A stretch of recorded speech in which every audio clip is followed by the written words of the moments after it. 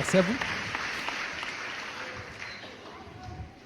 Bien, bonjour tout le monde. D'abord, je suis très ému et très fier parce que je suis un pur produit d'El Jadida.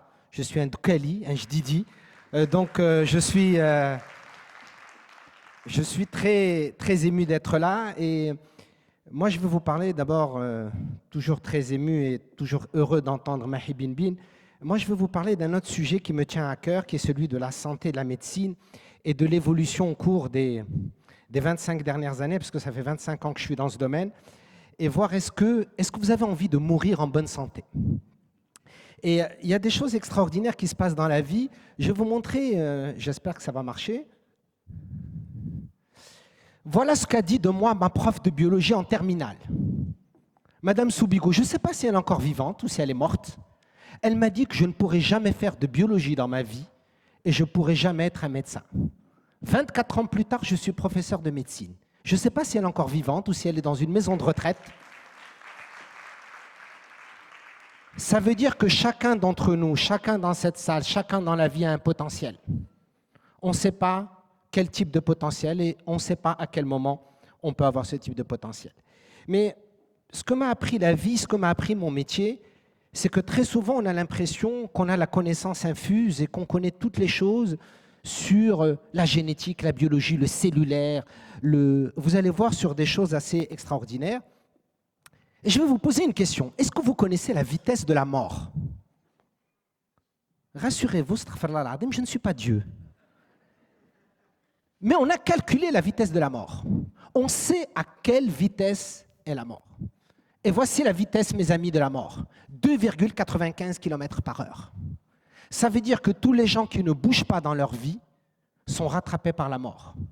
Et si vous n'avez pas envie de mourir, il faut bouger au moins à 4 km/h.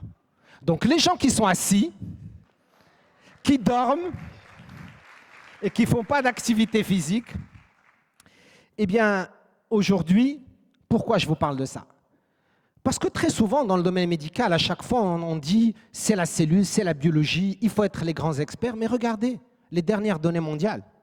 68% de l'ensemble des décès qui existent à travers le monde sont dus à 4 facteurs de risque qui n'ont rien à voir avec la biologie, ni avec la génétique, ni avec les cellules.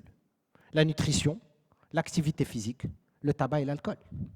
Ça n'a rien à voir avec la génétique ou la biologie. C'est notre mode de vie. Et vous allez voir comment est-ce que notre mode de vie influence les risques et ce que nous vivons. Regardez la probabilité pour qu'un homme puisse mourir lorsqu'il a une activité saine, une vie saine, par rapport à quelqu'un qui n'a pas de vie saine. La différence de pourcentage, elle est énorme. Si vous prenez une fille qui est née aujourd'hui au Japon ou en Norvège, en 2016, son espérance de vie, elle est de 84 ans. Vous prenez une jeune fille qui est née en Sierra Leone, son espérance de vie est de 50 ans. Il y a 35 années d'espérance de vie d'écart entre le Danemark, le Japon et le Sierra Leone. Au Maroc, notre espérance de vie est de 75 ans. 75 ans. 75. 73 pour les femmes et 70 pour les hommes. C'est normal. Les femmes ont déjà tué les hommes 2 ans avant et c'est pour ça. Donc, non, je plaisante, pas dans le contexte marocain.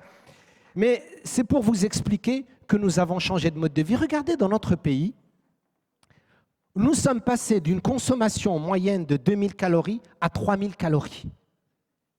Est-ce que vous savez quel est le mois dans lequel nous mangeons le plus? Le mois de Ramadan. Alors là, tout le monde à travers le monde, il dit, vous êtes les champions du monde. C'est pendant le mois de jeûne où on mange le plus. C'est-à-dire, mes amis, ce que je suis en train de vous dire, c'est que notre mode de vie a complètement changé. La façon dont nous mangeons, nous faisons de l'activité physique, la façon dont nous vivons, le stress, a changé notre mode de vie. Et aujourd'hui, les 4 facteurs de risque dont je vous ai parlé, en 2016 aujourd'hui, l'OMS, elle estime qu'avec ces 4 facteurs de risque, vous diminuez votre espérance de vie de 9,2 ans. 9,2 ans d'espérance de vie en moins pour 4 facteurs de risque que nous appelons des facteurs de risque modifiables. Voici comment, à travers le monde, nous avons évolué. La majorité des maladies qui nous tuent aujourd'hui, ce ne sont pas les maladies infectieuses. L'antibiothérapie, depuis les années 50, a réglé la majorité des problèmes. Aujourd'hui, la majorité des maladies qui nous tuent, vous allez le voir au Maroc, ce sont les maladies chroniques. Ce sont les maladies dites de civilisation et les maladies qui sont dues au comportement de vie. Voici les dernières données sur le Maroc. Au Maroc, ce n'est pas les maladies infectieuses qui nous tuent. C'est l'hypertension, c'est le diabète, c'est les cancers, c'est les maladies dégénératives. 40% de l'ensemble des cancers qui existent sont dus à une mauvaise alimentation, à une mauvaise hygiène de vie. Évidemment, quand on entend parler de ça, on dit mais quel sera notre futur? Qu'est-ce qui va se passer dans l'évolution de la santé? Est-ce qu'on peut un jour mourir en bonne santé, si je peux ainsi m'exprimer? Eh bien, beaucoup de choses ont changé. Dans les paradoxes que vous allez voir, vous allez constater qu'aujourd'hui, par exemple, à travers le monde, il y a plus de gens connectés sur Internet ou sur Facebook ou sur les smartphones que des gens qui sont connectés à de l'eau potable ou à un réseau d'assainissement. Beaucoup plus, regardez, 3,2 milliards d'internautes. Et regardez combien de personnes sont connectées à de l'eau potable et donc des risques de maladies. Regardez également les changements climatiques. Notre pays a accueilli récemment la COP22. Mais regardez, en 2030, nous aurons 250 000 décès supplémentaires de la manière dont nous gérons notre environnement. Ça n'a rien à voir avec la biologie, ça n'a rien à voir avec la génétique. Ça n'a rien à voir avec Madame Soubigou qui me disait que, Monsieur Ekel, vous ne serez jamais un médecin, vous ne serez jamais ça, un biologiste. Ça a à voir avec la façon dont nous gérons notre mode de vie.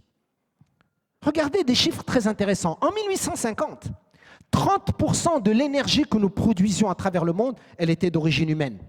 C'était notre activité. Regardez en 2016, 0,5% de la production est de nature humaine. Elle est robotisée, etc. Nous ne pratiquons plus d'activité physique. Je ne poserai pas de question dans cette salle. Combien parmi vous pratiquez une activité physique régulière 5 heures par semaine? Si je vous posais la question, je vais pleurer. Et donc, je ne vais pas vous poser la question. Parce que normalement, l'OMS, elle dit que si vous voulez rester en bonne santé, il faudrait faire 5 heures d'exercice par semaine. Et je ne suis pas sûr que la majorité d'entre vous. Alors, qu'est-ce qui va se passer dans le futur, mes amis? Ce qui va se passer, c'est que de plus en plus, nous allons manipuler les gènes. Vous le savez qu'aujourd'hui, en 2016, on est capable de connaître votre carte génétique. On est capable de savoir aujourd'hui exactement comment vous êtes.